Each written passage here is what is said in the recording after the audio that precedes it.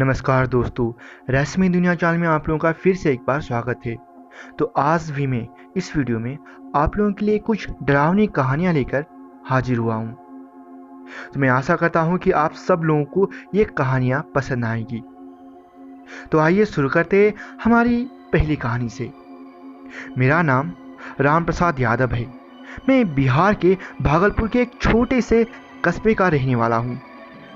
जो ये घटना मैं बताने जा रहा हूँ वो मेरे साथ आज से 12 साल पहले घटी हुई थी, जब मैं 8वीं कक्षा में था। जैसे कि आप जानते हैं कि भारत में बिजली एक बड़ी समस्या है। हमारे गांव में रोज कभी भी बिजली गुल हो जाती थी। हम गांव के समृद्ध परिवारों में से एक थे और सबसे पहला पक्का घर भी हमारा ही था।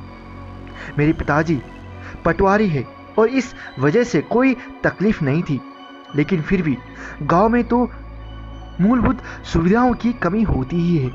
ये घटना जुलाई 1990 की दशक की है। उस रात बड़े जोरों से बरसात हो रही थी। मैं हॉल में बैठकर होमवर्क कर रहा था और मेरे पिताजी टीवी देख रहे थे। मेरी माँ और दादाजी अलग कमरे में सो रही थी। अचानक बिजली गुल हो गई और अंधेरा छा गया। तभी दरवाजे के घंटी बजी और मेरे पिताजी ने दरवाज़ा खोला तो वहाँ कोई भी नहीं था। मेरे पिताजी ने 2-3 महीने पहले वो घंटी लगवाई थी, हालांकि वो ज़्यादा काम नहीं करती थी। और फिर थोड़ी देर तक कुछ नहीं हुआ। तभी मेरी माँ बाहर आई और पूछा कि घंटी किसने बजाई। तभी मेरी माँ ने कहा कि बिजली तो घर में है ही नहीं, तो फिर ये घंटी कैसे बजी। मैं बचपन में बड़ा डरपोक था और ये सुनकर मैं कांपने लगा कि बिना बिजली घंटी कैसे बजी। मेरे पिताजी टॉर्च लेकर बाहर गए और घर के चारों ओर देखा और उन्हें कुछ नहीं दिखा। उसके आधे घंटे में बिजली आ गई, लेकिन उस बरसात की रात में बिजली की गड़गड़ाहट से ज्यादा डर बिना बिजली की घंटी को सोचकर मुझे लग रहा था। और इस घटना को मैं कभी भी जिंदगी में नहीं भूल पाया और आज भी रात को जब बिजली चली जाती है तो मैं डर जाता हूँ। असल में क्या था वो मैं आज भी नहीं समझ पा रहा हूँ। तो दोस्तों, आपको ये हमारी पहली कहानी कैसी लगी? तो आइए चलते हैं अब दूसरी कहानी की तरफ। मेरा नाम आकाश है और मैं मध्य प्रदेश के इंदौर जिले में रहने वाला हूँ। आज मैं वो किस्सा सुनाने जा रहा हूँ जो घटी थी हिमाचल के पहाड़ियों में। ये किस्सा तब की है जब मैं कॉलेज में था और मेरा एक मित्र सुनील, जो कि शिमला में रहता था, उसने हमें घूमने के लिए बुलाया। वो मेरे बचपन का दोस्त था और उसके पिताजी की वन विभाग में ट्रांसफ़र होने से वो शिमला में चले गए थे। मैं जब रेल से शिमला पहुंचा तो वहाँ रास्ते में शिमला के प्राकृतिक सौंदर्य देखकर मेरे दिल को सुकून मिला। और जैसे ही मैं स्टेशन पहुंचा, सुनील मुझे लेने वहां आ गया था। उसके पास स्कॉर्पियो गाड़ी थी। रास्ते में बातें करते हुए हम घर पहुंचे। रात को खाना खाया और फिर अगले दिन घाटी में घूमने का विचार बनाया। सुनील ने अपनी स्कॉर्पियो ले ली और हम घाटी की तरफ चल पड़े। हमने नॉर्मल रूट से न जाते हुए शॉर्टकट से जाने का निश्चय किया। उस दिन काफी कोहरा छाया हुआ था और सुनील गाड़ी बड़ा धीरे चला रहा था। ऐसे घने कोहरे में गाड़ी चलना बड़ी कठिन हो रही थी। तभी अचानक से पीछे से एक कार आई और टक्कर मार दी। सुनील के सर पे चोट लगने से वो बेहोश हो गया और मैं कार का गेट खुलने से नीचे गिर गया था और पैर में मुझे चोट लगी थी। मैं अपनी अधखुली आंखों से मदद के लिए पुकार रहा था।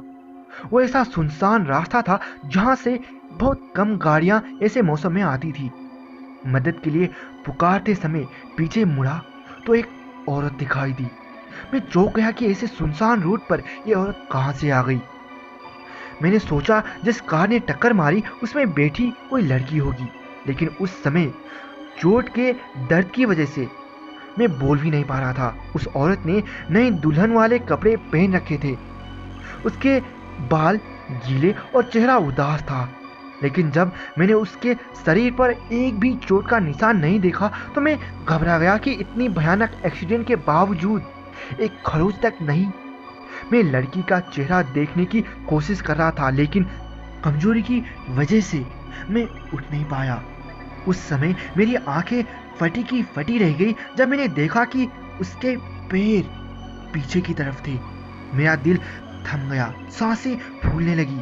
भगवान से प्रार्थना करने लगा कि बिना चोट के, दर्द की परवाह किए हिम्मत से भागने लगा मैं। थोड़ी दूर चलने पर सामने से एक कार आई और वो कार के सामने खड़ा होकर मैं हाथ हिलाने लगा।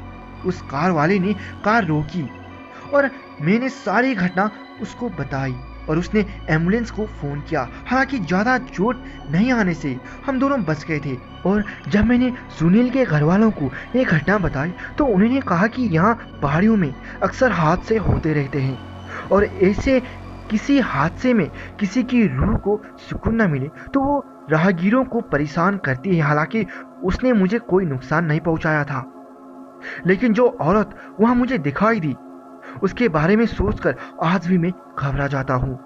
तो दोस्तों, आपको ये हमारी दूसरी कहानी कैसी लगी? तो आइए चलते हैं अब हम अंतिम कहानी की तरफ। मेरा नाम अंकिता शर्मा है और मैं दिल्ली के आनंद विहार की रहने वाली हूँ। मैं पेशे से वकील हूँ। मेरे पति एक IT कंपनी में मैनेजर है। मेरे साथ जो घटना घटी वो मैं आप लोगों को सुनाना चाहता हूँ। ये घटना तब की है जब मैं 26 साल की थी और 7 महीने से प्रेग्नेंट थी और अपने बच्चे का ख्याल रखने के लिए मैं छुट्टियों पर थी। उस रात मेरे पति जब शाम को ऑफिस से घर लौटे तो हमने पास ही के एक पार्क में टहलने का प्रोग्राम बनाया। रात के 9 बज रहे थे और हम अपनी कार से वहां पहुंचे ताकि रात को वापस आते वक्त दिक्कत ना हो। वहां हमने देखा कि लोग वहां टहल रहे थे। हमने भी वहां आधे घंटे तक टहलने का फैसला किया। फिर जब थक गए तो वापस चलने का निर्णय किया। मेरे पति ड्राइवर सीट पर थे और मैंने जैसे ही अपनी तरफ का कार का गेट खोला, एक बूढ़ी औरत मेरे ड्रेस को खींचने लगी। मैंने इसे नॉर्मल बात समझकर उसे बिना पैसे दिए कार में बैठ गई। हमारी कार 5 मिनट चली ही थी और जब हमारी गाड़ी लाल बत्ती पर रुकी तो फिर वही बूढ़ी औरत हमने सामने देखा। मैंने इस पर ज़्यादा ध्यान न देते हुए घर पर पहुंच गए। अगली रात जब मेरे पति किसी बिजनेस वर्क के लिए शहर से बाहर गए हुए थे और मैं घर पर अकेली थी, रात के 2 बजे के करीब जब मेरी नींद खुली तो जिसे मैंने देखा वो देखकर मैं बुरी तरह से कांप गई और आंखों पर विश्वास नहीं हुआ। मैंने देखा कि वही बूढ़ी औरत मेरे पलंग के बगल में बैठी हुई थी और कह रही थी, मेरे करीब आओ। एक बार तो मैंने सोचा कि शायद मैं सपना देख रही हूँ, लेकिन जब मैंने अपनी आंखें बंद कर ली और वापस खोली तब भी वो वहीं खड़ी थी। मेरी दिल की धड़कनें बढ़ गई और ये सोच कर कि वो बच्चे को नुकसान न पहुंचाए, मैं घर के दरवाजे की तरफ बढ़ गई और बाहर निकलकर पड़ोसियों का दरवाजा खटखटाया। मैं बुरी तरह से डरी हुई थी, लेकिन मैंने पड़ोसियों को कुछ नहीं बताया ताकि वो मुझे पागल नहीं समझे। मैंने तुरंत अपने पति को फोन किया और उसी वक्त गाड़ी से सुबह 5 बजे तक घर आ गए। और जब मैंने ये बात मेरी माँ को बताई तो वो तुरंत मेरे घर आ गई और उन्होंने घर में छोटी सी पूजा करवाई ताकि वो बूढ़ी औरत मुझे फिर से दोबारा ना दिखाई दे। उस पूजा के बाद मैंने कभी भी उस बूढ़ी औरत को नहीं देखा। तो दोस्तों, आपको ये हमारी सभी कहानियाँ कैसी लगी? अगर आपको ये कहानियाँ अच्छी लगी है तो कृपया करके इस वीडियो को लाइक करना बिल्कुल ना भूलिएगा और साथ ही साथ इस वीडियो को शेयर भी जरूर कर दीजिएगा व्हाट्सएप, फेसबुक, जहाँ कहीं भी हो, ताकि और लोग इसे कहानी सुन सके। तो अगर आपने अभी तक इस चैनल को सब्सक्राइब नहीं किए हैं तो कृपया करके इस चैनल को सब्सक्राइब भी जरूर कर दीजिएगा, ताकि हमें भी हौसला मिले कि ऐसी कहानियाँ हम रोज बना सके और आप लोगों को सुना सके। तो आज के लिए इस वीडियो में इतना ही। धन्यवाद।